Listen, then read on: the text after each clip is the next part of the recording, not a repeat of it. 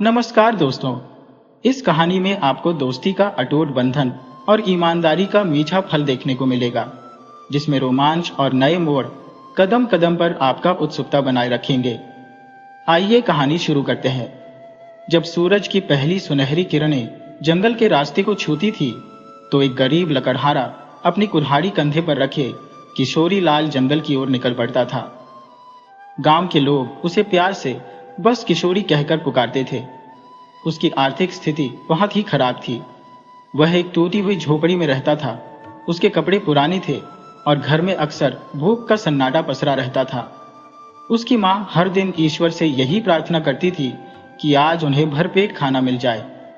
अपनी माँ की प्रार्थना सुनकर किशोरी जंगल की तरफ तेज कदमों से जाता, ताकि शाम को वह कम से कम 2-4 लकड़ी के गट्ठर बेचकर कुछ पैसे कमा सके। उस दिन भी किशोरी पेड़ों के झुरमुर की गहराई में अंदर तक चला गया। सूरज की किरणें पत्तों को पार करके नीचे आ रही थी और जंगल में सिर्फ पक्षियों की मधुर आवाजें गूंज रही थी। किशोरी ने एक सूखा पेड़ काटने के लिए अपनी कुल्हाड़ी उठाई ही थी कि अचानक उसे एक अजीब सी आवाज सुनाई दी। वह आवाज किसी विशाल जानवर की लग रही थी। किशोरी का दिल तेजी से धड़क उठा। वह बड़ी सावधानी से उस आवाज की दिशा में आगे बढ़ने लगा। थोड़ी दूर जाकर वह ठिठक गया। उसके सामने एक विशालकाय हाथी खड़ा था, जिसका एक पैर घायल था। उसका सारा शरीर मिट्टी और खून से सना हुआ था। हाथी की आंखों में दर्द साफ झलक रहा था।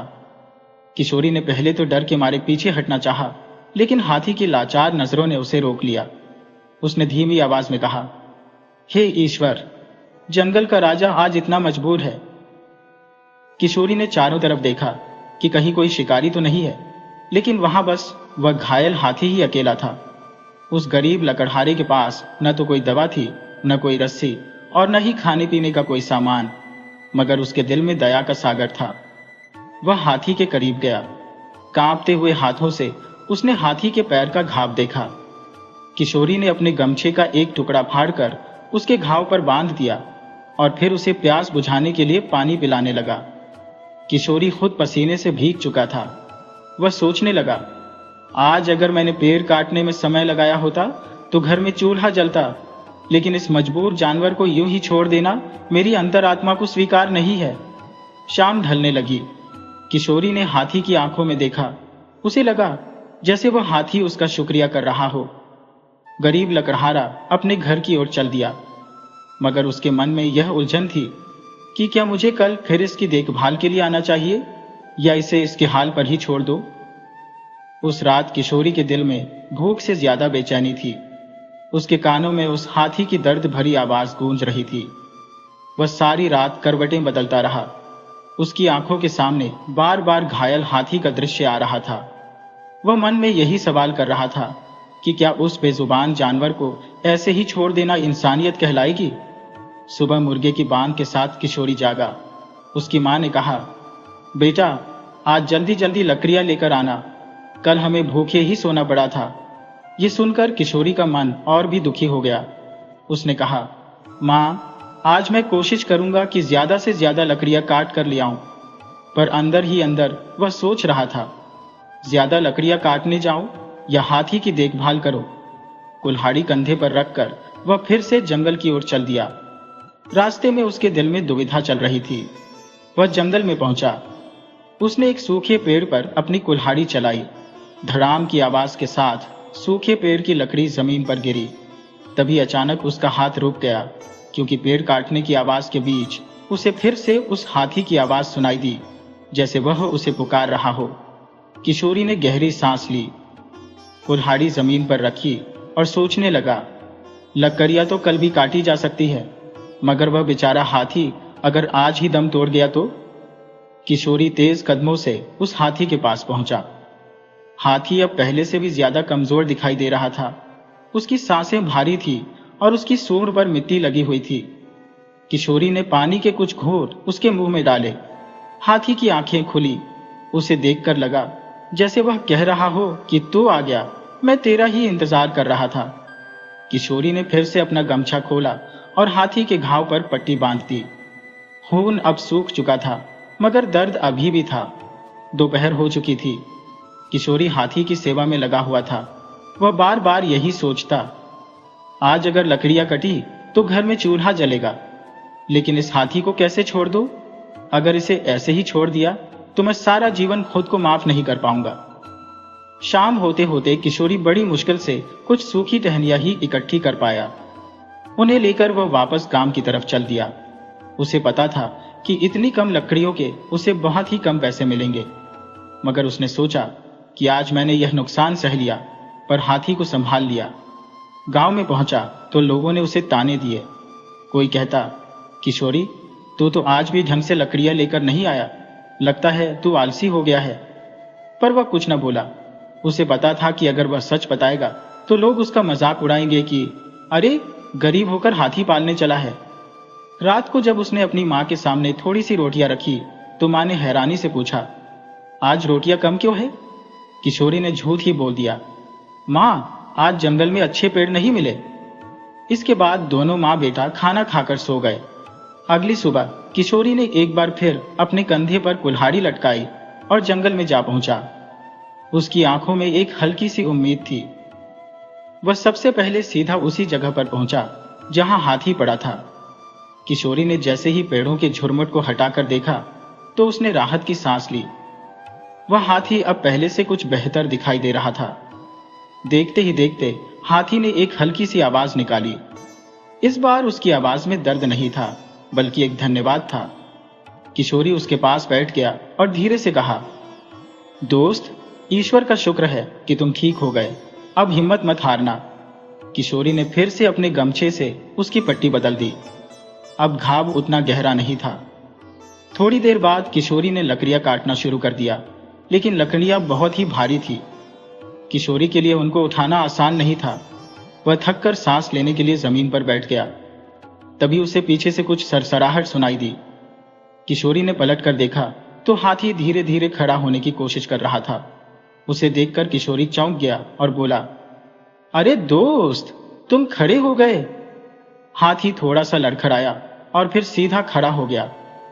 किशोरी ने जल्दी से लकड़ियों का गट्ठर बांधा और अपने सिर पर रखने की कोशिश करने लगा, मगर गट्ठर बहुत ही भारी था। तभी हाथी उसकी तरफ बढ़ा। उसने अपनी सूंड किशोरी की ओर बढ़ाई और लकड़ियों का गट्ठर हाथी ने खुद अपने ऊपर रख लिया। किशोरी यह देखकर दंग रह गया। उसकी आंखें भर आई। उसने धीरे से कहा, मैंने तेरे जख्म संभाले और आज तू मेरी रोजी रोटी संभाल रहा है। इसके बाद हाथी उस गट्ठर को लेकर जंगल की पगडंडी पर चल दिया। किशोरी उसके साथ साथ चल रहा था। गांव की ओर जाते हुए लोग उसे हैरानी से देखने लगे। कोई कहता, अरे, ये क्या चमत्कार है? तो कोई कहता कि गरीब किशोरी ने हाथी को पालतू बना लिया है। मगर किशोरी चुप ही रहा। मन में सोचने लगा, ये पालतू नहीं है बल्कि मेरा दोस्त है। बाजार पहुंचकर उसने लकड़ियां बेची और उसे उम्मीद से कहीं ज्यादा पैसे मिल गए, क्योंकि गट्ठर बहुत ही बड़ा था। किशोरी ने खुशी खुशी खाने का सामान लिया और अपने घर वापस लौट गया। उसकी माँ ने आज पहली बार भरपेट खाना खाया था। किशोरी ने अपनी माँ को कुछ नहीं बताया। उस रात वह चैन की नींद सो गए, लेकिन उसे मालूम नहीं था कि आने वाला समय उसके लिए बहुत ही मुश्किल होने वाला था। सुबह हुई। किशोरी ने अपनी कुल्हाड़ी उठाई और जंगल में पहुंच गया। जब वह वापस लौटा तो उसके साथ कदम से कदम मिलाकर चलता हुआ विशाल हाथी भी था, जिसके जख्म अब भर चुके थे। गांव के बच्चे दौड़े दौड़े आए। देखो देखो, किशोरी चाचा का हाथी आ गया। वे तालियां बजाते हुए उसके आसपास घूमने लगे।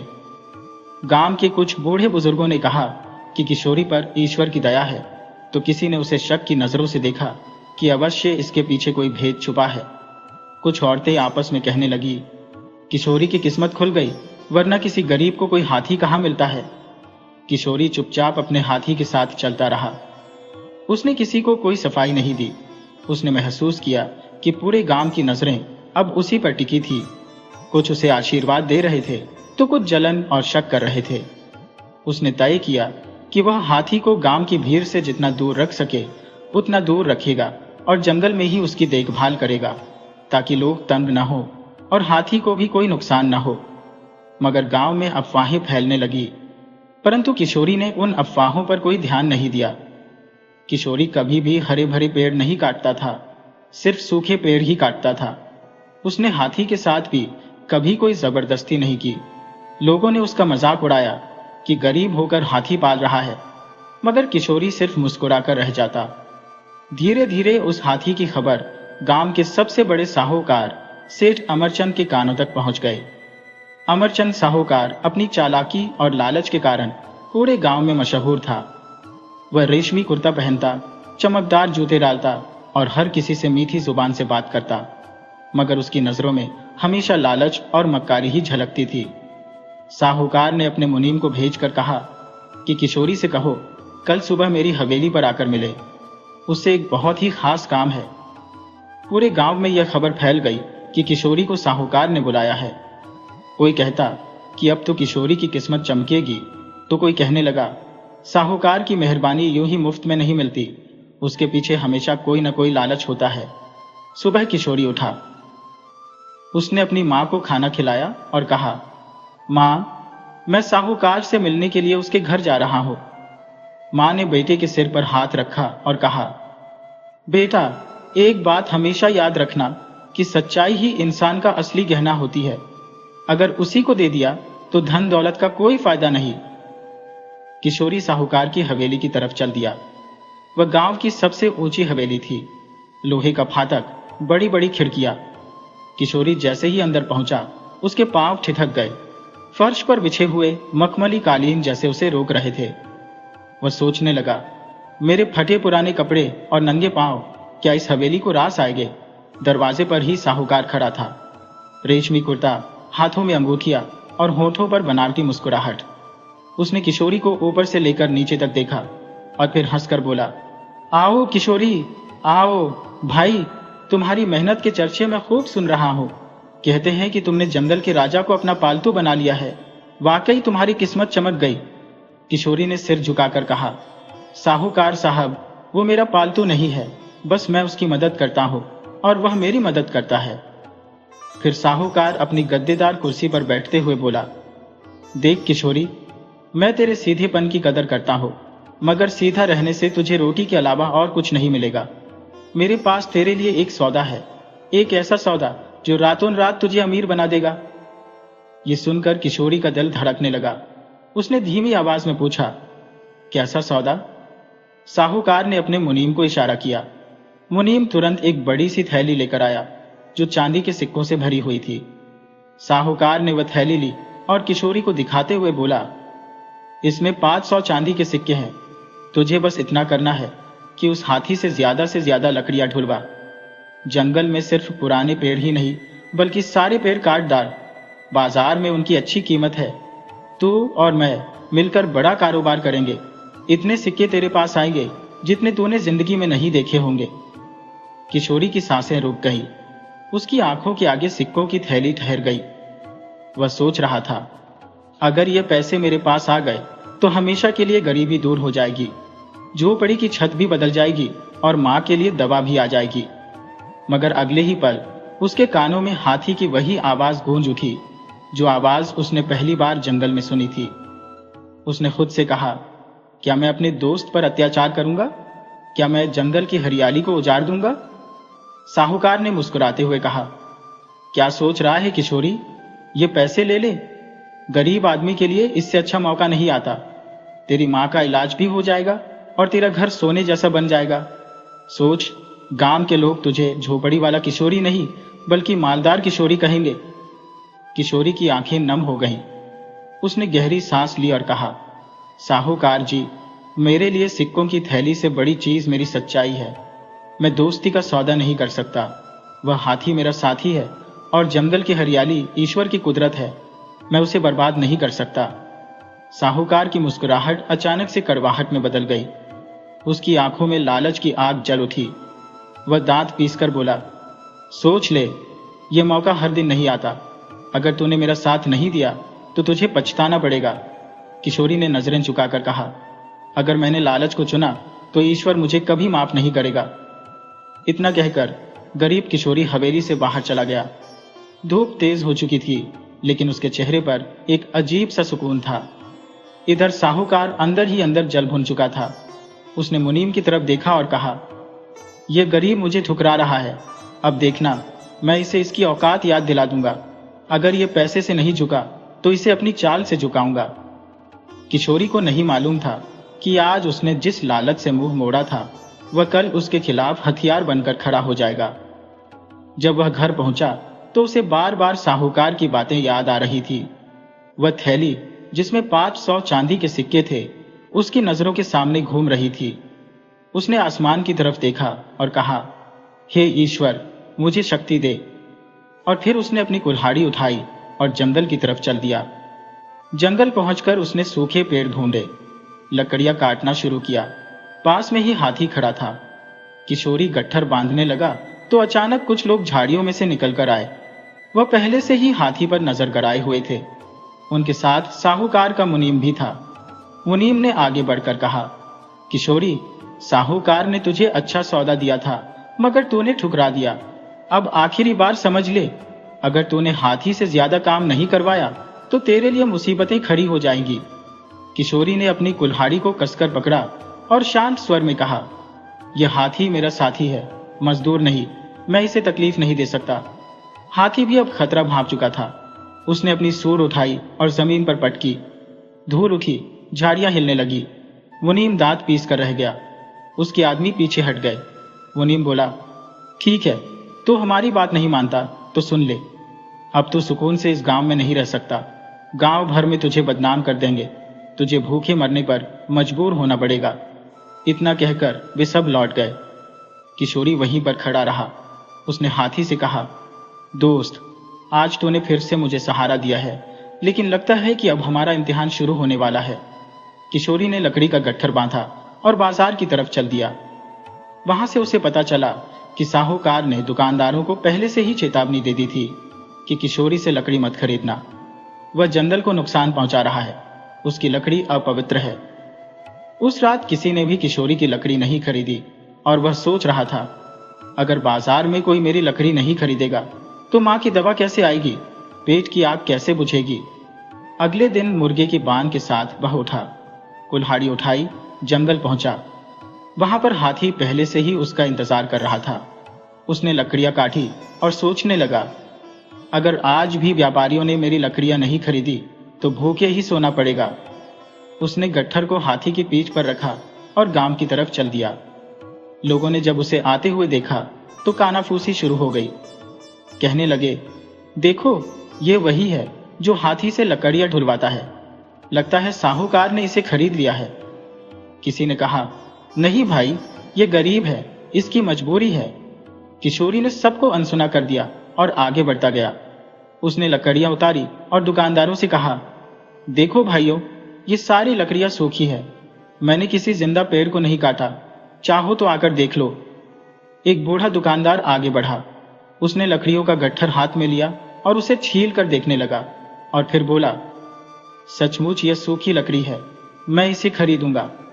धीरे धीरे दूसरे दुकानदार भी आगे बढ़े। उन्होंने देखा कि किशोरी सच बोल रहा था।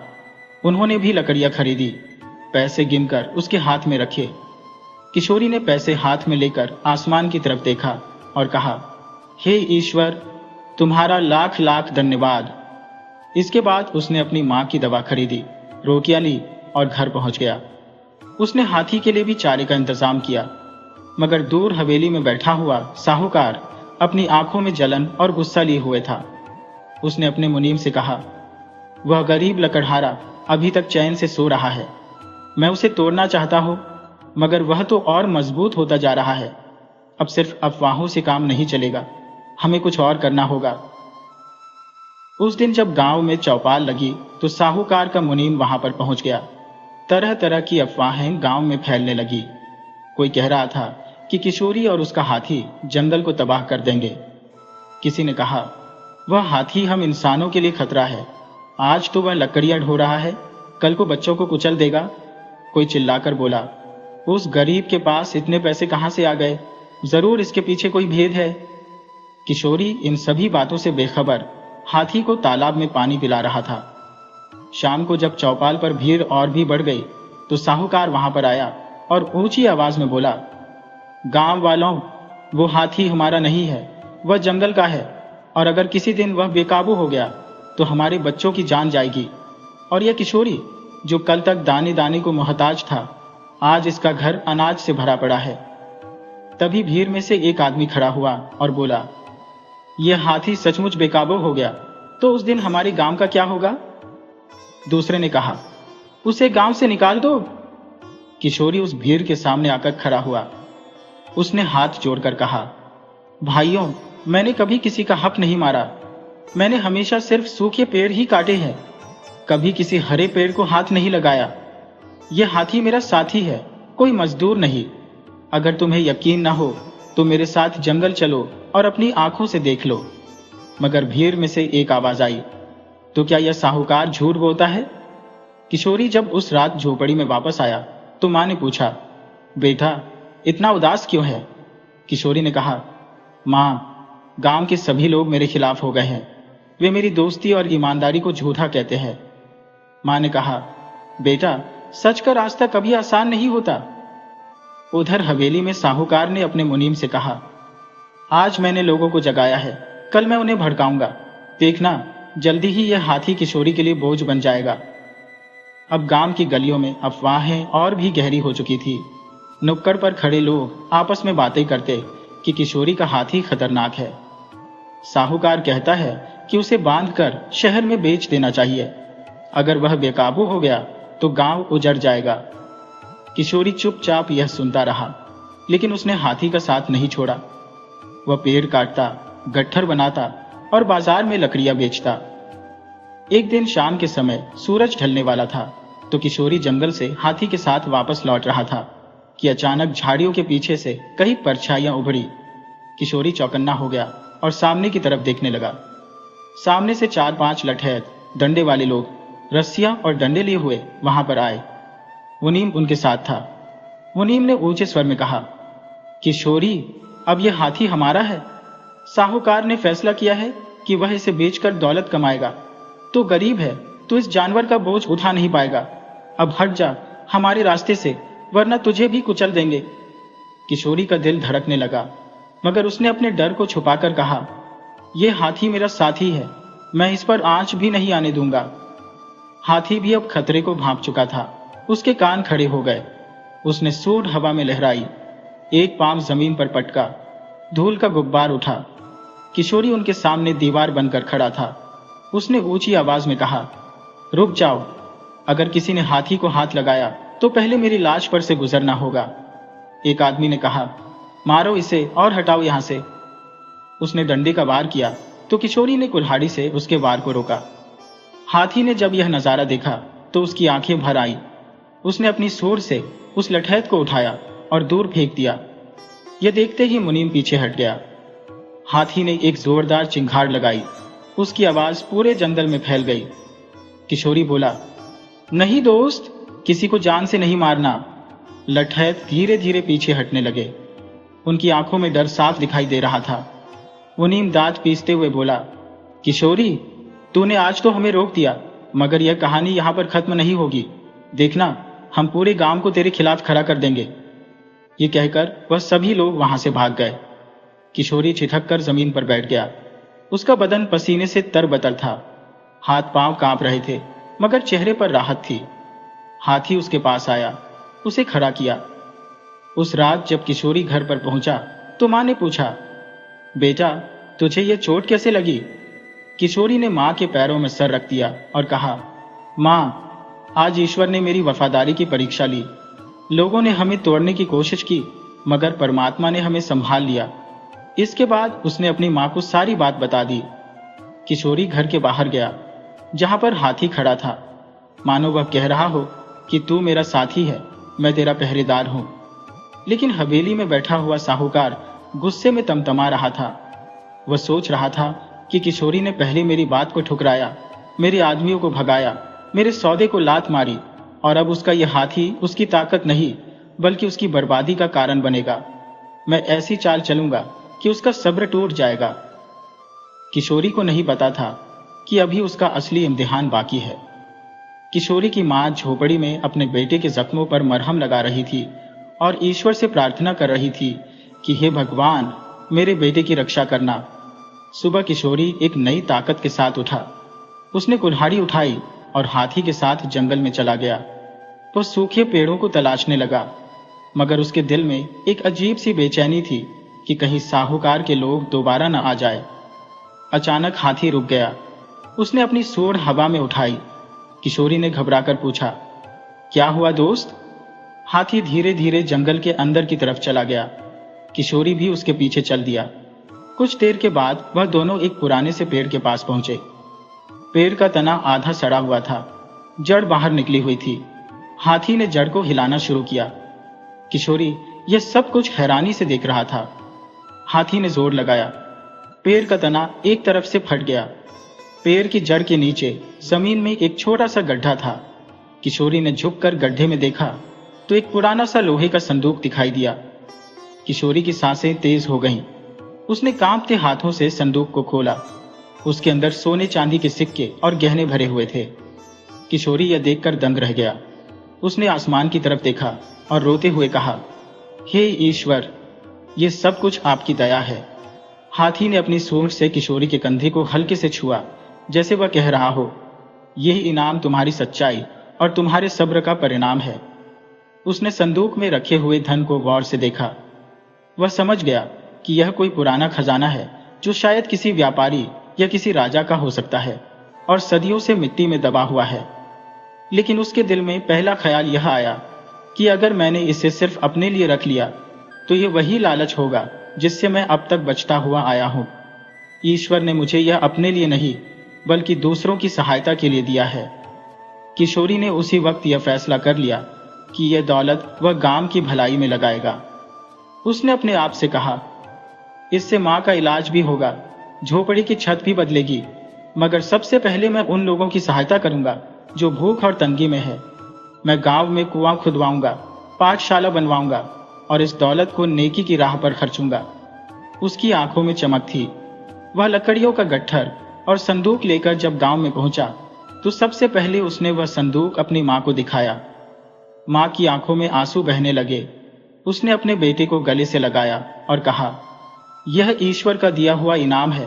याद रखना, इनाम जितना बड़ा है इसके साथ जिम्मेदारी भी उतनी बड़ी है। किशोरी ने सिर झुकाकर कहा, मां, मैं इस इनाम को जिम्मेदारी समझकर ही निभाऊंगा। हाथी झोपड़ी के बाहर खड़ा था। उसकी आंखों में सुकून की लहर थी। गांव के बच्चे दौड़कर आए और खुशी से बोले, देखो देखो, किशोरी चाचा का हाथी एक बार फिर से चमत्कार लेकर आया है। मगर चौपाल पर बैठे हुए साहूकार की आंखों में नफरत और जलन और भी गहरी हो चुकी थी। उसने दांत पीसते हुए कहा, गरीब आदमी अब अमीर बनने चला है। मैं भी देखता हूं यह खजाना उसके पास कब तक रहता है। जबकि किशोरी ने अपनी मां से यह वादा किया कि वह इस दौलत को नेकी की राह पर खर्चेगा और दूसरों का सहारा बनेगा। अगली सुबह किशोरी चौपाल पर पहुंचा तो गांव के लोग वहां पर जमा थे। कुछ लोग उसे हैरानी से देख रहे थे, कुछ जलन से, तो कुछ को अभी भी शक था। जबकि किशोरी ने ऊंची आवाज में कहा, गांव वालों, यह सब ईश्वर की कृपा है। यह खजाना मेरी मेहनत का नहीं बल्कि मेरी सच्चाई का इनाम है और मैं यह दौलत अपने पास नहीं रखूंगा, इसे गांव की भलाई में लगाऊंगा। लोग कानाफूसी करने लगे। किसी ने कहा, बस दिखावे के लिए बोल रहा है। दूसरा बोला, अगर सचमुच इसकी नीयत अच्छी है तो कुछ करके दिखाए। किशोरी ने उसी वक्त पहला कदम उठाया। उसने मजदूरों को बुलाया और गांव के बीचों बीच एक कुआं खुदवाना शुरू कर दिया। पहले तो लोग हंसे, अरे गरीब किशोरी कुआं खुदवाएगा। मगर जब मिट्टी को खोदा गया और पानी की पहली धार निकली तो सबकी आंखें फटी की फटी रह गईं। औरतें खुश होकर बोली, अब हमें मीलों दूर जाकर पानी नहीं भरना पड़ेगा। बुजुर्गों ने आशीर्वाद दिया कि ईश्वर इसकी कमाई में बरकत दे। किशोरी यहीं पर नहीं रुका। उसने गांव के दूसरे किनारे पर गरीब बच्चों के लिए पाठशाला बनवाना शुरू कर दिया। गांव के लोगों ने जब यह नजारा देखा तो उनकी आंखें नम हो गईं। जिस आदमी पर वे शक कर रहे थे, आज वही उनके बच्चों के लिए यह सब कुछ कर रहा था। हाथी भी इन कामों में किशोरी का साथ देता। वह मिट्टी धोता, लकड़ी खींचता, कभी कभी बच्चों के खेलने का साथी भी बन जाता। बच्चों की खिलखिलाहट पूरे गांव में गूंज रही थी। अब गांव की गलियों में डर नहीं बल्कि अपनापन फैलने लगा था। धीरे धीरे गांव की तंगी मिटने लगी। किशोरी के पास जो धन था उससे उसने कई छोटे छोटे काम शुरू कर दिए। किसी को खेती के लिए बैल खरीद कर दिए, किसी को बीज डलवाए, किसी की छोटी सी दुकान खुलवाने में सहायता की। सभी लोग एक दूसरे की मदद करने लगे।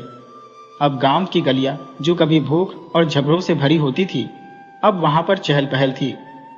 अब किशोरी सिर्फ एक लकड़हारा नहीं था, बल्कि वह लोगों के सामने सच्चाई और ईमानदारी की एक मिसाल बन चुका था। किशोरी का नाम अब गांव की पहचान बन गया था और हाथी उस गांव का एक हिस्सा बन चुका था। हर शादी, हर मेले, हर खुशी के मौके पर किशोरी और उसका साथी अवश्य पहुंचते थे। परंतु एक इंसान था जो यह सब कुछ देखकर अंदर ही अंदर से जल रहा था, और वह था साहूकार, जिसकी हवेली अब वीरान पड़ी हुई थी। पहले लोग उसके दरवाजे पर कर्जा मांगने के लिए आते थे, लेकिन अब सभी किशोरी के पास सहायता लेने के लिए जाते थे। साहूकार सोच रहा था कि जिस आदमी को मैंने भूखा मारना चाहा, आज वह इस गांव का राजा बना हुआ है।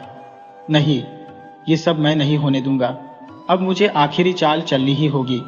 मैं इसका नाम मिट्टी में मिला दूंगा। उसके दिल में तूफान सा मचा हुआ था।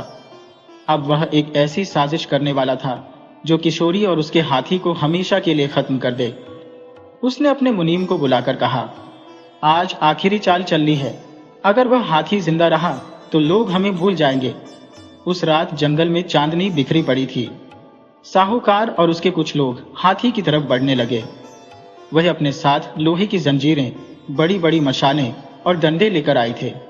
उनका मकसद साफ था, हाथी को या तो पकड़ लेना या उसे मार देना, ताकि किशोरी अकेला रह जाए। किशोरी उस वक्त झोपड़ी में अपनी माँ के पास बैठा हुआ था। माँ ने अचानक कहा, बेटा, मेरा दिल बेचैन हो रहा है। जंगल में तेरे दोस्त पर कोई आफत आने वाली है।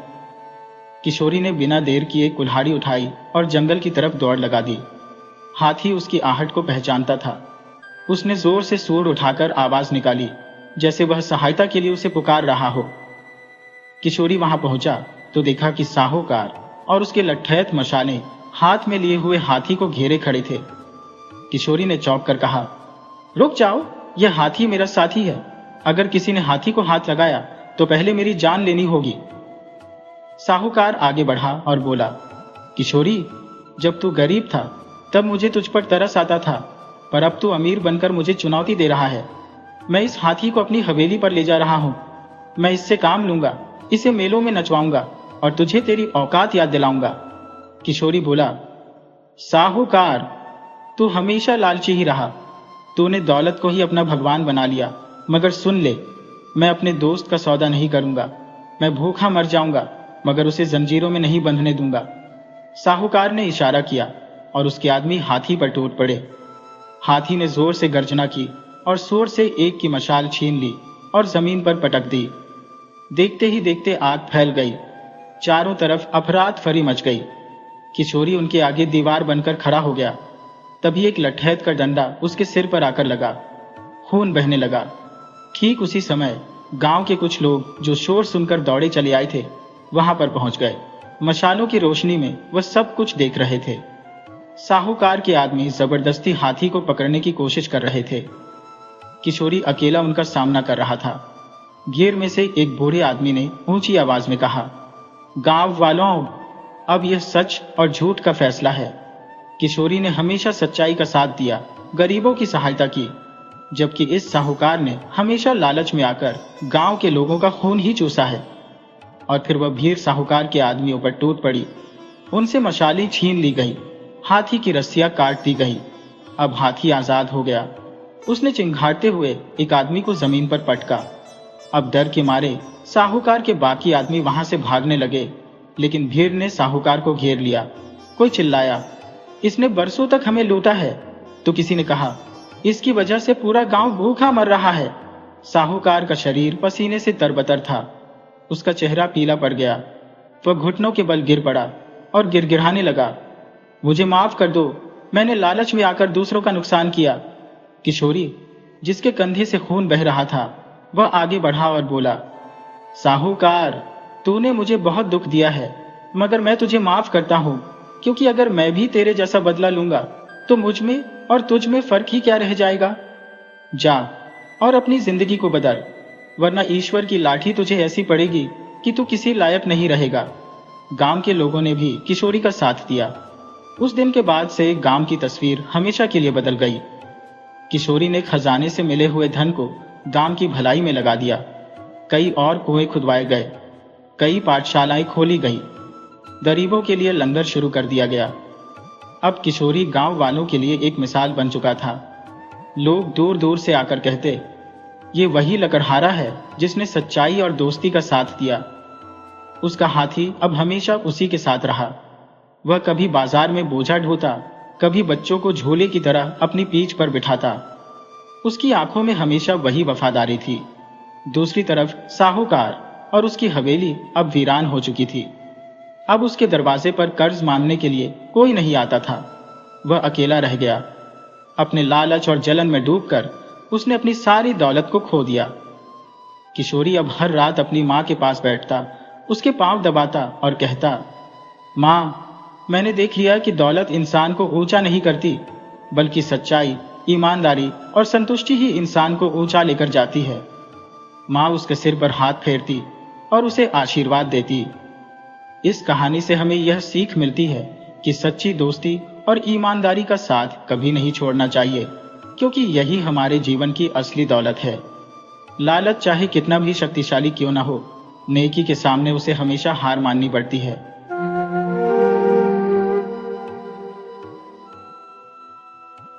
बहुत पुरानी बात है, एक गांव में एक किसान रहता था। उसके छोटे से परिवार में उसकी पत्नी और एक नन्ही सी बेटी पूर्णिमा थी। पूर्णिमा इतनी सुंदर थी जैसे चांद का एक टुकड़ा हो। किसान और उसकी पत्नी अपनी बेटी को पाकर बहुत खुश थे। किसान खेती बाड़ी करके जो भी कमाता उसी से उनका घर चलता था। सब कुछ बड़े आनंद से बीत रहा था। लेकिन कहते हैं ना, जब जिंदगी में सब ठीक चल रहा होता है तो अचानक कुछ ऐसा हो जाता है जिसकी कोई कल्पना भी नहीं कर सकता। ऐसा ही उस किसान के साथ हुआ।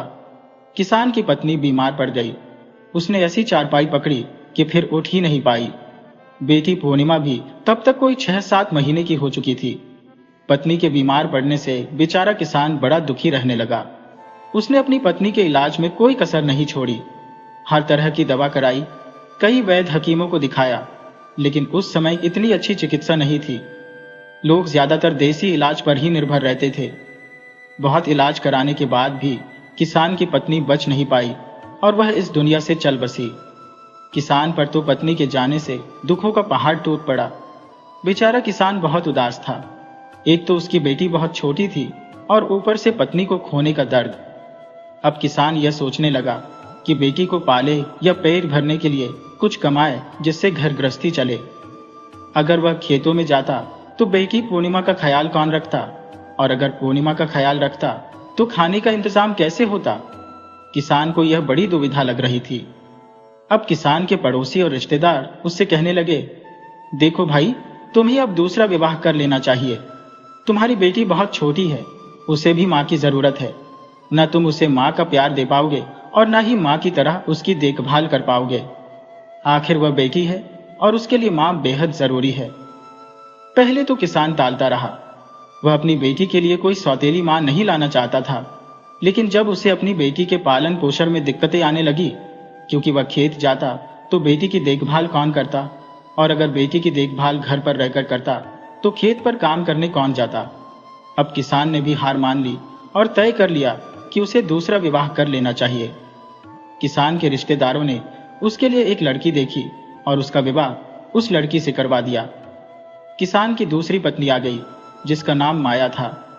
माया किसान से उम्र में कम थी, पर वह गरीब घर से आई थी। शुरुआत में तो वह पूर्णिमा को प्यार करती थी, लेकिन कहते हैं ना, सौतेली माँ तो सौतेली ही होती है। जब वह खुद पेट से हो गई, तब तक तो पूर्णिमा का बहुत अच्छे से ख्याल रखती थी, उसे खूब प्यार करती थी। यह सोचकर किसान भी खुश था कि चलो, मैं वैसे भी डर रहा था कि सौतेली माँ कैसी आएगी, लेकिन यह तो मेरी पूर्णिमा का अपनी ही संतान की तरह ख्याल रखती है। किसान अब माया की तरफ से निश्चिंत हो गया था कि माया मेरी पूर्णिमा का बड़े अच्छे से ख्याल रखती है, और अब उसे पूर्णिमा की भी कोई चिंता नहीं थी।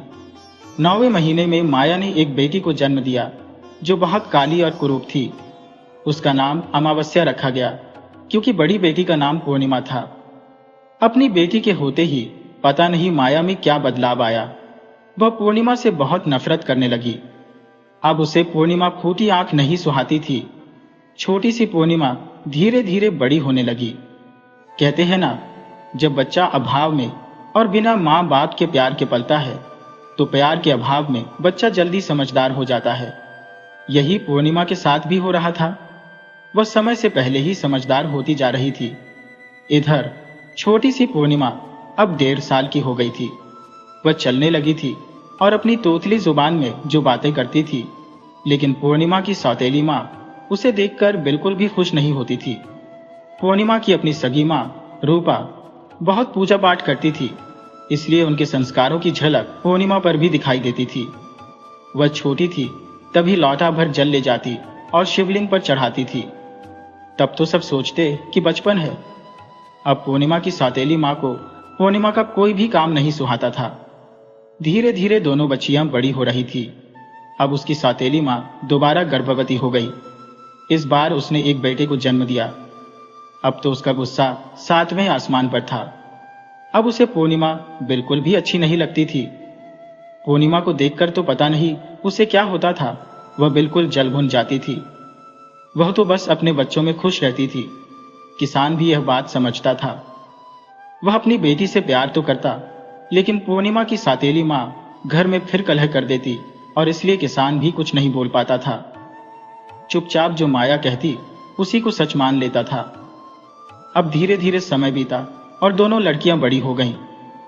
कहते हैं ना कि पूर्णिमा तो भगवान की बहुत पूजा पाठ करने वाली, सुंदर, सुशील और संस्कारी लड़की थी, और अमावस्या बिल्कुल उसके विपरीत, अपने नाम के अनुरूप थी। एक तो कुरूप थी और दूसरा बड़ी नटखट। लेकिन कहते हैं ना, माँ के लिए क्या कुरूप और क्या सुंदर, उसे तो अपनी औलाद ही प्यारी लगती है। लेकिन जो लड़का था जिसका नाम मुरली था, वह पूर्णिमा को बहुत प्रेम करता था। वह पूर्णिमा को अपनी सौतेली बहन नहीं समझता था, लेकिन अमावस्या और उसकी माँ दोनों पूर्णिमा को देखकर बिल्कुल भी खुश नहीं रहती थी। अब धीरे धीरे दोनों लड़कियां विवाह योग्य हो गईं। पूर्णिमा जो आस पड़ोस में सबकी चहेती थी, वह सबकी मदद किया करती थी। तो किसान ने कहा कि मैं पूर्णिमा का विवाह करना चाहता हूँ।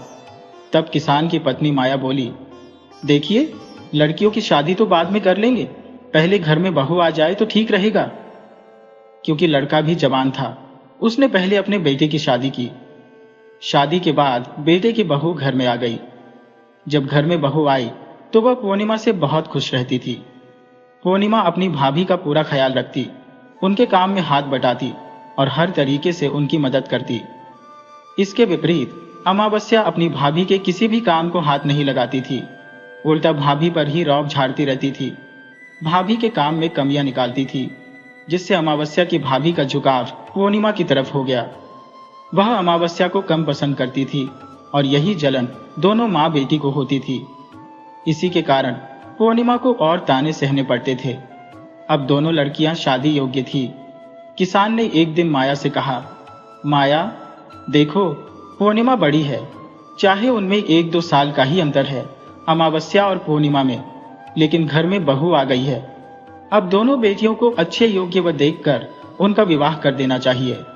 लेकिन सौतेली माँ बिल्कुल भी नहीं चाहती थी पूर्णिमा किसी अच्छे घर में जाए। वह कहने लगी, देखिए जी, पूर्णिमा के लिए आप बढ़िया घर देखेंगे तो कहाँ से इतना दान दहेज देंगे? हमारी कोई एक बेटी तो है नहीं, 2-2 बेटियां हैं। पूर्णिमा तो वैसे भी सब काम में निपुण है, सब काम निभा लेती है। एक काम कीजिए, पूर्णिमा के लिए कोई साधारण सा घर देख लीजिए। जब गरीब घर में जाएगी तो भी वह निभा लेगी और शादी में हमें ज्यादा खर्चा नहीं करना पड़ेगा।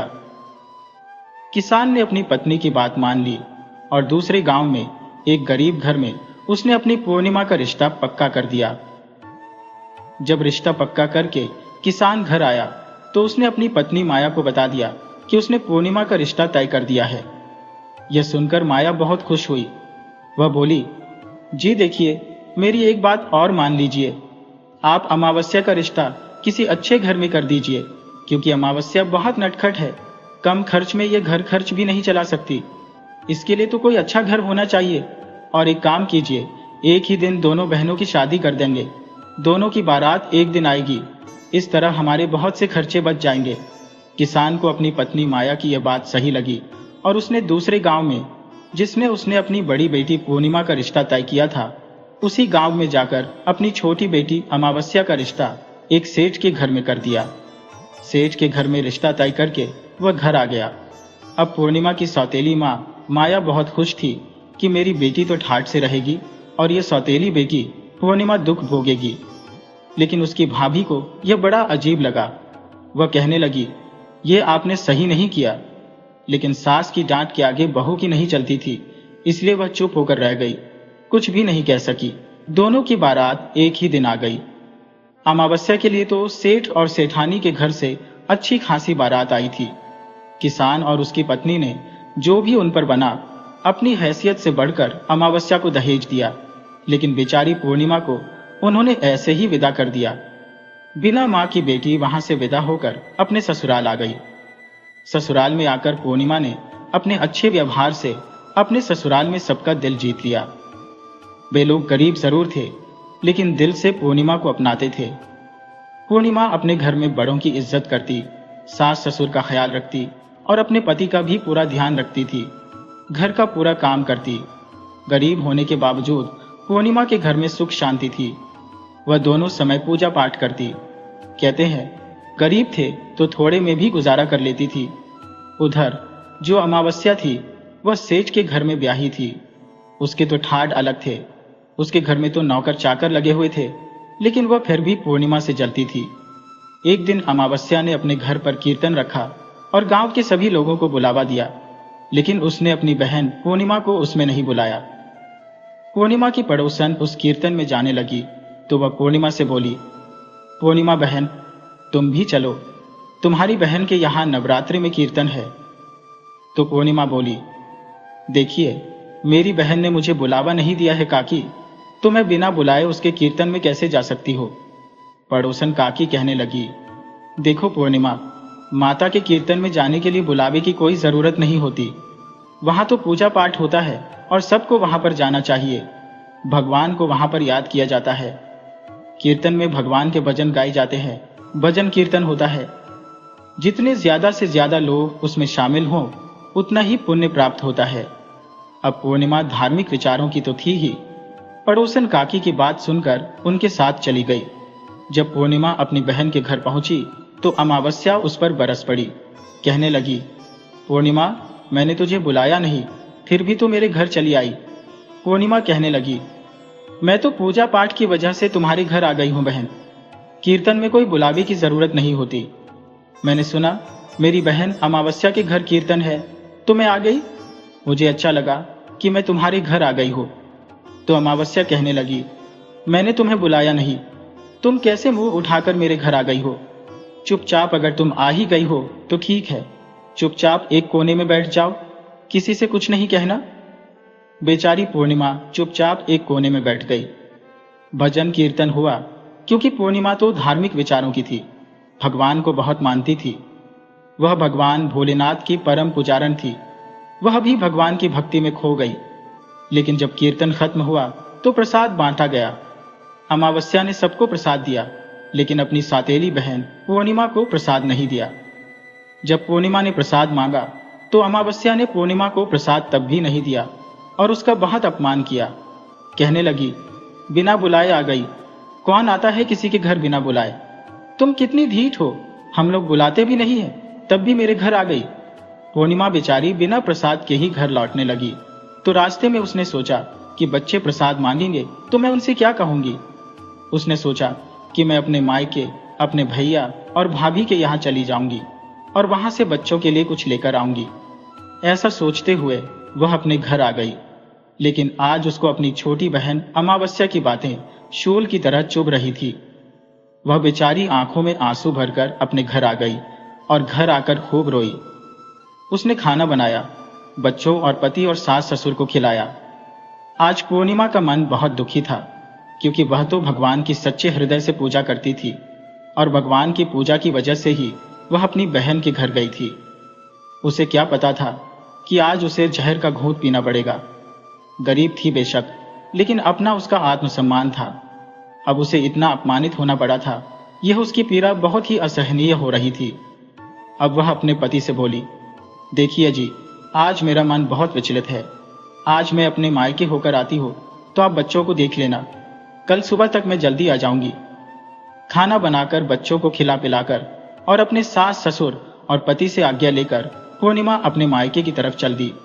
क्योंकि जो भाभी थी पूर्णिमा की, वह पूर्णिमा की बहुत मदद किया करती थी, पूर्णिमा को बहुत पसंद करती थी। जब भी पूर्णिमा दुखी होती थी, अपनी भाभी से मिलकर उसको तसल्ली मिलती थी। वह उसको अपनी माँ की जैसी लगती थी, क्योंकि उसकी भाभी से मिलते ही ऐसे लगता था जैसे वह अपनी माँ के पास आ गई हो। उसकी भाभी भी उसका पूरा सहयोग करती थी। अब पूर्णिमा बेचारी दुखी दिल लिए अपने मायके के लिए चल दी। चलते चलते वह बेचारी जंगल के रास्ते से जा रही थी। तभी उसने देखा एक औरत बैठी हुई थी। वह काफी बूढ़ी थी, सिर के बाल सफेद थे। उसके पास एक तुलसी का पौधा लगा हुआ था। वह औरत उससे कहने लगी, अरे बेटी, मैं बहुत बूढ़ी हूँ, बहुत लाचार हो। क्या तुम मेरे ये बाल जो खुल गए हैं, इनको थोड़ा बांध दो। इनमें जुएं भी हो गई है। मुझे बड़ी गर्मी लग रही है। बेचारी बूढ़ी औरत 80-90 साल की थी। उसके बाल उलझे हुए थे। पूर्णिमा ने उन्हें देखते ही उन पर दया आ गई और उसने उस बूढ़ी माँ के बालों में तेल लगाकर मालिश करके और जुएं बाहर निकालकर उसके बालों को बांध दिया। बूढ़ी अम्मा कहने लगी, बेटी, मेरा यह जो चबूतरा है तुलसी जी का, यहाँ पर भी बड़ी गंदगी हो गई है। मेरे से तो सफाई होती नहीं है। अगर बेटी तुम चाहो तो थोड़ी सी सफाई कर दो। पूर्णिमा तो थी ही हृदय की बहुत अच्छी, बोली, हाँ हाँ माँ जी, अब भी कर देती हूँ। और उसने उसकी पूरी सफाई कर दी। तुलसी जी को भी सींच दिया, जो थोड़ी मुरझाई हुई थी। अब वह बोली, माँ जी, अब आज्ञा दो, मैं अपने मायके जा रही हूँ। वह बुढ़िया माई उसे आशीर्वाद देने लगी और बहुत ही खुशी खुशी पूर्णिमा आगे बढ़ी। आगे बढ़ते बढ़ते उसने देखा एक बूढ़ा बाबा बैठा हुआ था, जो कि भगवान भोले शंकर थे। और जो तुलसी जी के पास वह बूढ़ी अम्मा बैठी थी, वह साक्षात तुलसी माता थी। लेकिन अब जब पूर्णिमा आगे बढ़ गई, लंबे लंबे दाढ़ी, लंबे लंबे जटा, बहुत बेढंगा रूप करके भगवान शिव बैठे हुए थे। अब जब पूर्णिमा आगे गई तो पूर्णिमा से भगवान शिव कहते हैं कि देखो बिटिया, हम बहुत प्यासे हैं, हमें पानी पिलाओ, बहुत जोरों से प्यास लगी है। कहते हैं ना, भगवान भी भक्त की परीक्षा लेते हैं। और पूर्णिमा बोली, बाबा, मैं अभी आपके लिए पानी लाई। उसने बाबा को पानी पिलाया। बाबा कहने लगे, बेटा देखो, हमारे पांव में कितने जख्म हो गए हैं, इन पर मक्खियां भिन भिना रही है। हम जो इतने परेशान हैं कि इतने बूढ़े हो गए हैं, इनकी देखभाल भी नहीं कर सकते। पूर्णिमा को बूढ़े बाबा को देखकर दया आ गई। उसने वहां से साफ पानी लिया और बाबा के जख्मों को साफ करके अपना आंचल फाड़कर उन पर पट्टी बांधी। अब बाबा ने खुशी खुशी उसे आशीर्वाद दिया। अब पूर्णिमा आगे चली तो आगे पार्वती मैया बैठी हुई थी। वहां पर ही एक मंदिर था। वह कहने लगी कि बूढ़ी मैया का भेष बनाई हुई थी, बिटिया, मैं बहुत बूढ़ी हूँ, इस मंदिर में अब मुझसे सफाई नहीं होती। देखना मंदिर में कितनी गंदगी फैली है। अगर बेटी तुम चाहो तो इस मंदिर की थोड़ी सी सफाई कर दो। पूर्णिमा उस बूढ़ी माई के कहने से पूरे मंदिर की सफाई कर दी। झाड़ू पोंछा लगा दिया, बूढ़ी मैया के हाथ पैर भी दबा दिए, उन्हें पानी पिलाया और खुशी खुशी फिर आगे चल दी। अब उसके गांव पहुंचने के लिए रास्ते में गंगा नदी पड़ती थी। गंगा नदी उसे पार करनी थी। वहां पर भी उसे एक बूढ़ी माई मिली, जो कि साक्षात गंगा मैया थी। गंगा मैया बैठी हुई थी।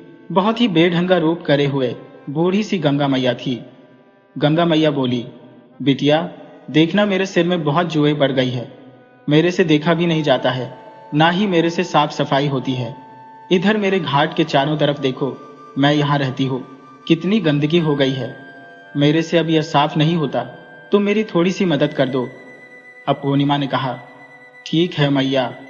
और उसने जो गंदगी घाट की साफ कर दी और जो गंगा मैया के बालों से जुएं निकाल दी और उन्हें नहला धुलाकर उनकी झोपड़ी में बिठा दिया। अब गंगा मैया से बोली कि गंगा मैया, अब मैं जो जाती हूँ, मैं आज अपने मायके जा रही थी। और तब गंगा मैया बोली, बेटी तुम नदी पार कैसे करोगी? तभी नदी में एक नाव थी।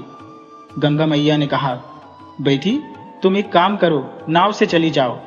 और इससे पार होकर वह अपनी भाभी से मिलने आ गई, क्योंकि नदी पार करने के लिए उसे नाव मिल गई थी।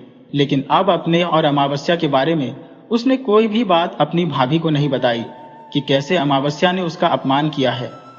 अब पूर्णिमा अपनी भाभी से मिली, भतीजे भतीजियों के साथ खुश हुई और अपने पिता से मिली, अपनी सौतेली माँ से भी मिली। सौतेली माँ तो उसे देखते ही नाक भौं सिकोड़ने लगी और उसे ताने सुनाने लगी। पति के घर भी नहीं निभाती है, जब चाहो मुंह उठाकर चली आती है। लेकिन उसकी भाभी बोली, कोई बात नहीं माँ जी, बेटी तो अपने मायके आती है और ये हमारे पास नहीं आएगी तो कहाँ जाएगी। उसने अपनी भाभी का पूर्णिमा ने सारा काम करवाया। साथ मिलकर भाभी ने के साथ खाना बनवाया। भाभी ने खुशी खुशी ननद का हालचाल पूछा। ननद भी बड़ी खुश हुई अपनी भाभी से मिलकर, क्योंकि वह बहुत दुखी थी मायके जाकर। अब पूर्णिमा का मन बदल गया था। जब अगले दिन पूर्णिमा बोली, भाभी अब मुझे विदा दीजिए, अब मैं अपने घर जाती हूँ। तुमसे मिलकर मुझे बहुत अच्छा लगा, मेरे मन का बोझ उतर गया। लेकिन फिर भी पूर्णिमा ने अमावस्या ने उसका जो अपमान किया था, वह वाली बात अपनी भाभी को नहीं बताई। जाते समय कहते हैं, मायके से बेटी कभी खाली नहीं जाती। मायके से आती है तो उसके साथ भैया भाभी ने भेंट स्वरूप अपनी बहन को एक थैले में कुछ सामान दे दिया। उस थैले को लेकर पूर्णिमा खुशी खुशी चल दी। चलते चलते फिर वह उसी गंगा नदी पर आई जहां गंगा मैया बैठी हुई थी। गंगा मैया कहने लगी, अरे बिटिया, तुम तो वही हो जिसने कल मेरी बड़ी मदद की थी। बेटी, मेरे पास यह थोड़ी सी रेत से भरा थैला है, ये ले जा।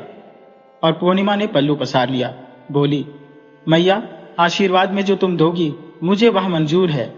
गंगा मैया ने अपनी रेत उठाई और पूर्णिमा के आंचल में रख दी। वह लेकर पूर्णिमा आगे बढ़ी।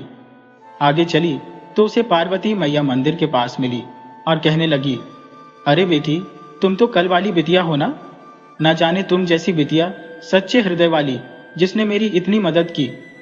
इतने लोग आते हैं, कोई हमें पूछते भी नहीं है और कितनी गंदगी करके निकल जाते हैं। ले बेटी, मेरे पास तो कुछ नहीं है, ये जो हवन कुंड के अंगारे हैं इन्हें ही ले जा। अब उसने आंचल फैला दिया। पूर्णिमा के आंचल में जो अंगारे रखे हुए थे, कोयले बुझे हुए, वे माता रानी ने उसके थैले में डाल दिए। वह कोयले लेकर आगे चल दी।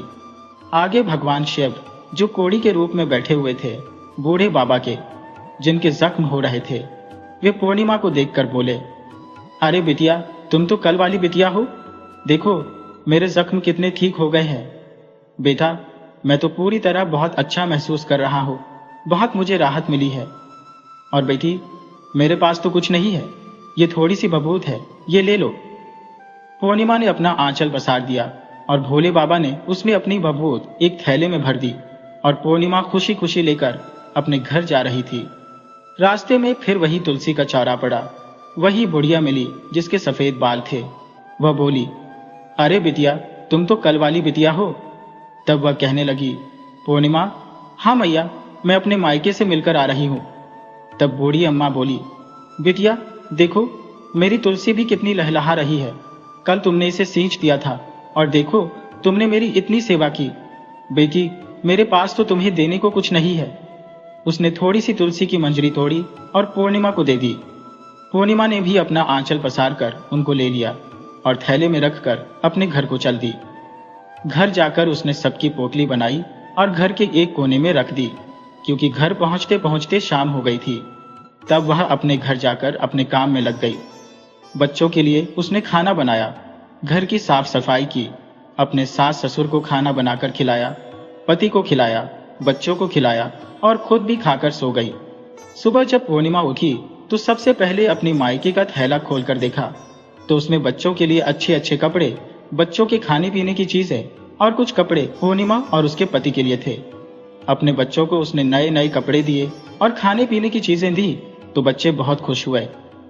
अब पूर्णिमा ने दूसरा थैला खोला जो उसे गंगा मैया ने दिया था, जिसमें रेत भरी हुई थी। अब उसमें सोना और चांदी भरा हुआ था। अब पूर्णिमा ने फिर तीसरा थैला खोला जो उसे माता पार्वती ने दिया था, जिसमें कोयले भरे हुए थे, तो उसमें तो हीरे जवाहरात और कीमती मोतियों से भरा हुआ था। पूर्णिमा ने जब चौथा थैला खोला जो भगवान शिव ने उसे दिया था, जिसमें राख भभूति भरी हुई थी, अब उसमें तो देखा ढेर सारे सोने के सिक्के भरे हुए हैं।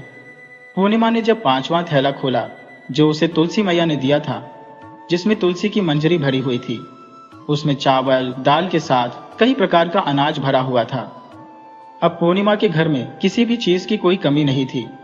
उसका घर धन धान्य से परिपूर्ण हो गया। अब पूर्णिमा और उसका परिवार खुशी खुशी रहने लगा। अब पूर्णिमा के मन में विचार आया, क्यों ना मैं भी अपने घर नवरात्रि का कीर्तन कराऊं और नवरात्रि का कार्यक्रम रखूं, क्योंकि नवरात्रि चल रही है और पूर्णिमा ने व्रत रखा हुआ था। पूर्णिमा ने गांव से सभी औरतों को बुलाया। अपनी बहन अमावस्या के घर भी गई अपनी बहन को बुलाने के लिए।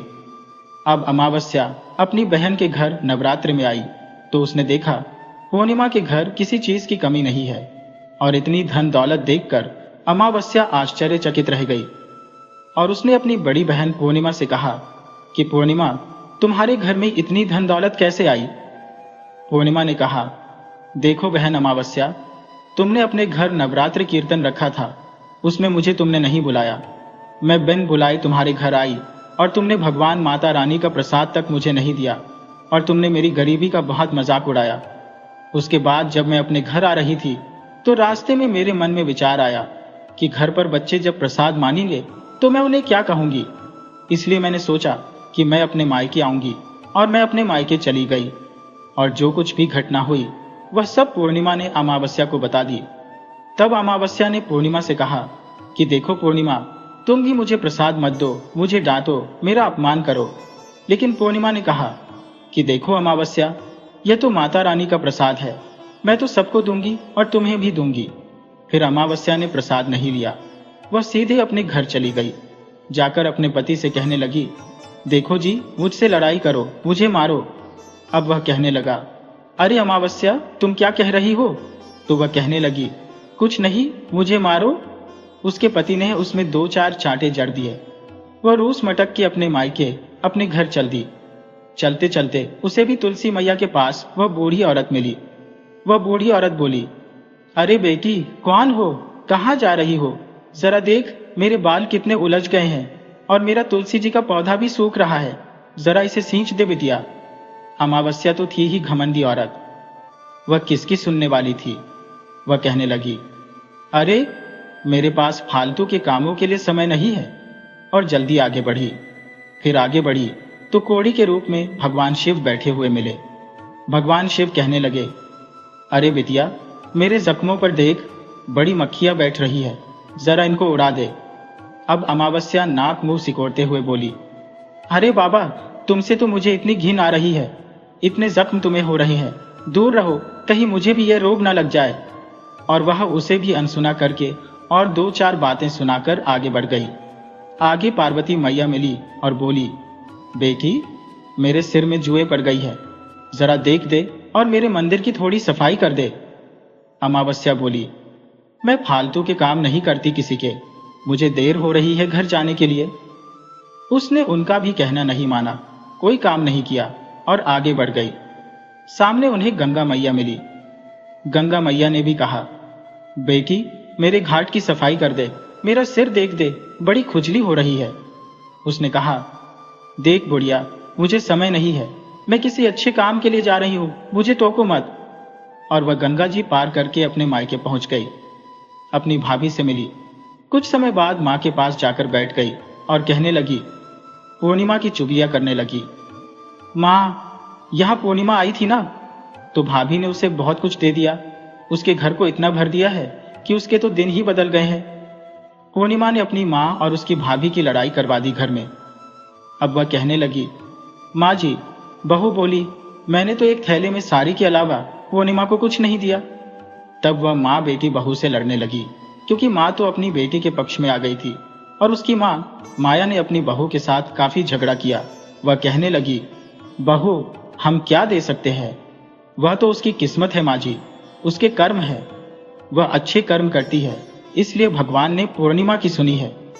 लेकिन उसको कहाँ चैन पड़ता था अमावस्या को, उसने खूब झगड़ा करवाया। जब वह वहां से विदा होने लगी तो कहने लगी, मुझे साड़ी तो दे दो। तब उसकी भाभी कहने लगी, दीदी, तुम्हारे लायक मेरे पास कोई साड़ी नहीं है, तुम्हें मैं क्या साड़ी दूंगी, कल से आई हो तब से तो तुमने मेरे घर में झगड़ा करवा रखा है। अमावस्या की मां ने उसे कई कई साड़ियां दी, क्योंकि मां थी उसकी तो, और बोली, बेटी, तुझे जो जरूरत हो तू मुझसे कह, क्यों इससे कह रही है, ये तो पूर्णिमा को ही देगी। इसे अपनी ननद नहीं लगती, इसे तो वही ननद लगती है। तरह तरह के ताने अमावस्या अपनी भाभी को सुनाकर वहां से चल दी। चलते चलते गंगा मैया बोली, अरे बेटी, ले मेरे पास थोड़ी सी रेत है, ले जा। वह बोली, रेत देगी? तभी उसे याद आया कि पूर्णिमा को भी रेत दी थी। उसने अपनी झोली में रेत ले ली और चल दी। आगे आगे गई तो वहां पर माता पार्वती मिली। माता पार्वती बोली, बेटी, ले मेरे पास तो ये अंगारे हैं, ले जा। तो वह बोली, तुमने मेरी बहन को भी तो दिए थे, तो तू भी ले जा। उसे भी दे दिए। अब भोले बाबा जो भयानक रूप बनाए हुए था उनका, बहुत ही विकराल रूप में कौड़ी के रूप में बैठे हुए थे। जब वह उनके पास जाती है, उसे तो घिन आ रही थी। कहने लगी, रहने दे बाबा, तू तो दूर ही रह, तुझसे मुझे कुछ नहीं चाहिए। आगे चली तो आगे तुलसी जी के पौधे के पास वही कल वाली बूढ़ी अम्मा बैठी हुई तुलसी सींच रही थी। अमावस्या कहने लगी, अरे बुढ़िया, तूने मेरी बहन अमावस्या को भी तो दी थी तुलसी की मंजरी, मुझे भी दे दे। अब बूढ़ी माई ने तुलसी जी की मंजरी उसे भी दे दी और वह उन्हें लेकर अपने घर आ गई। घर जाकर उसने उनकी झोली को एक जगह रख दिया और नहाकर खाना बनाया। और उसी तरह से अब सुबह उठी, अपने बच्चों को खिलाया, तो जाकर देखने लगी कि कल गई थी, थक हार गई हो, अब जरा जाकर उन थैलों को खोल कर देख लो। सुबह उठी, झाड़ू लगाने चली तो थैलों को देखने लगी। थैलों में तो कीड़े मकोड़े बिच्छू पड़े हुए थे, बहुत सारे कीड़े भिनभिना रहे थे। घर में आग लग गई, अब तो सारा घर जलकर राख हो गया। अब अमावस्या पूर्णिमा को कोसने और गाली देने लगी। अब पता ना उस पूर्णिमा ने कौन सा जादू टोना करवा दिया, अपने घर में तो इतनी सुख सुविधाएं हो गई और मेरा घर जल गया। तब वह कहने लगी, पूर्णिमा, यह तो तेरे लालच का फल है। पूर्णिमा तो पूजा पाठ करने वाली एक धार्मिक औरत है और वह बहुत ही संस्कारी है, पूजा पाठ करती है, सबके दुख सुख में साथ रहती है।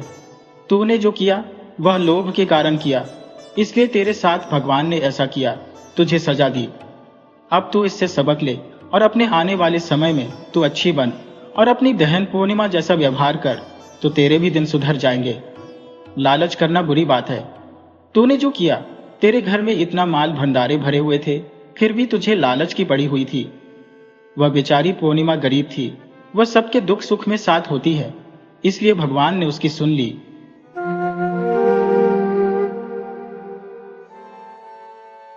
राधे राधे दोस्तों, आज हम आपको एक अनोखी कहानी सुनाएंगे जिसमें एक बहू बिना बेटे के भी पीपल सींचने आ गई। ये कथा बड़ी ही प्यारी है।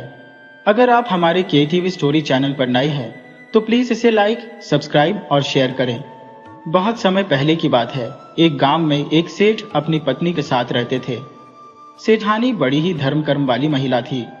वह रोज नियम से पूजा पाठ करती, अपनी ननद ससुर और बाकी सब रिश्तेदारों का खूब लेन देन करती, भांजे भांजियों को खूब दान पुण्य देती और रोज पीपल में जल चढ़ाकर उसकी खूब पूजा करती थी।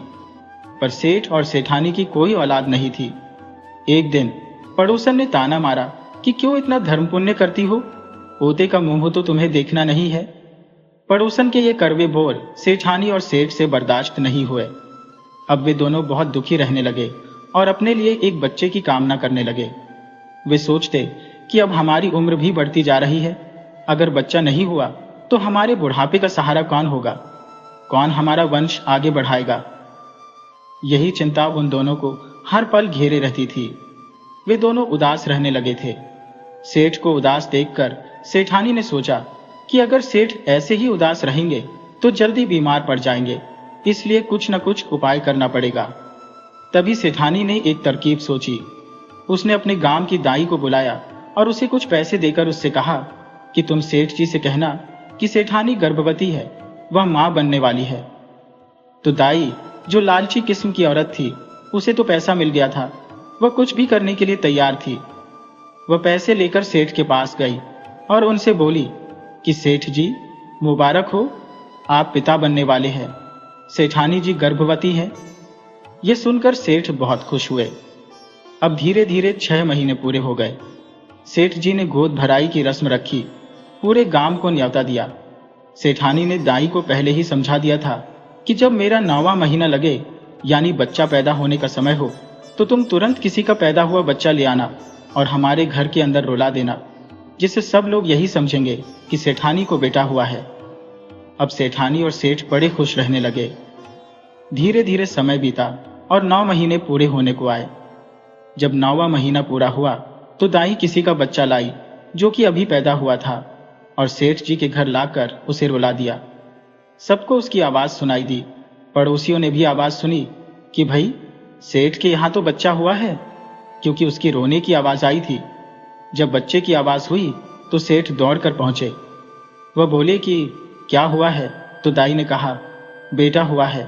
तो सेठ ने कहा कि मुझे दिखा। तो दाई ने कहा कि अभी नहीं दिखाना है, अभी 1.25 महीने से पहले। दाई ने कहा कि 1.25 महीने से पहले सेठानी और उसके बच्चे को आपको नहीं देखना है। तो सेठ ने कहा ठीक है। अब 1.25 महीना भी बीत गया तो सेठ ने अपने बेटे का नामकरण, कुआं पूजन आदि रस्मों के लिए जो है सेठानी से बात की कि अब बच्चे का नामकरण कराया जाए। तो सेठानी ने कहा कि तुम सब रिश्तेदार, ननद वगैरह को बुलाओ, लेकिन मैं अपना बच्चा किसी को नहीं दिखाऊंगी। जब रस्में होने लगी तो बच्चे को बुलाया गया तो जो सेठानी थी कहने लगी मैं अपने बेटे को नहीं दूंगी, क्योंकि बहुत दिनों के बाद मेरे बेटा हुआ है और किसी की नजर लग गई या मेरे बेटे को कुछ हो गया तो मैं क्या करूंगी। तब सेठानी ने जो भी रस्म थी उनकी जगह एक कटार थी जो वह दे दी और कटार के साथ ही सब रस्में हो गईं और बच्चे का नामकरण हो गया। कुछ ऐसे ही दिन बीतते रहे। सेठानी ने सेठ को बच्चा नहीं दिखाया। धीरे धीरे ऐसे ही 5-6 साल बीत गए। सेठानी ने सेठ से कहा कि देखो जी, मेरा बेटा 6 साल का हो गया है, अब ये काशी जी पढ़ने जाएगा, तुम जाओ और इसके पढ़ने का इंतजाम करो। सेठ ने कहा कि मैंने कभी आज तक तुम्हारे बेटे को देखा नहीं है, तो इसे काशी जी कैसे भेजूं? तो इस पर सेठानी सेठ जी से बोली कि जैसे मैं कह रही हूं तुम वैसा ही करो। और सेठानी ने जैसे अपने बेटे के लिए बोला तो सेठ जी ने उसके लिए ऐसा ही करता गया।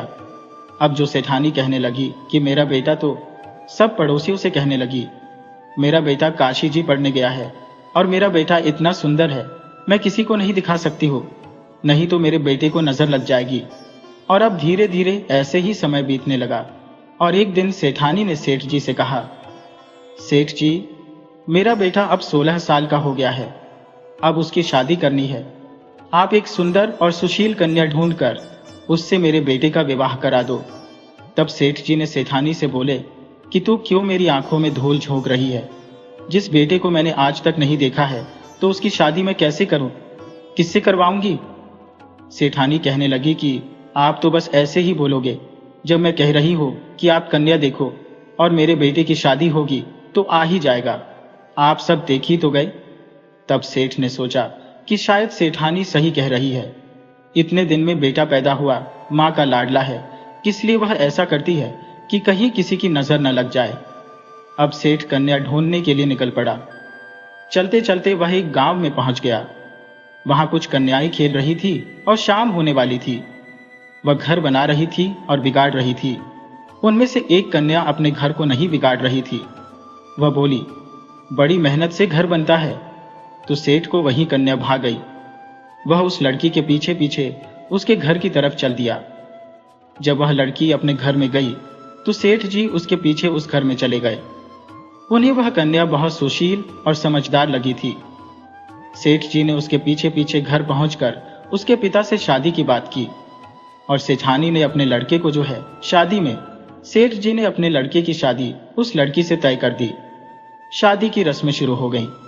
जिस भी रस्म में लड़के की जरूरत होती, सेठानी बहाना बना देती कि अभी उसका बेटा काशी जी से नहीं आया है और कटार के साथ रस्में करा देती थी।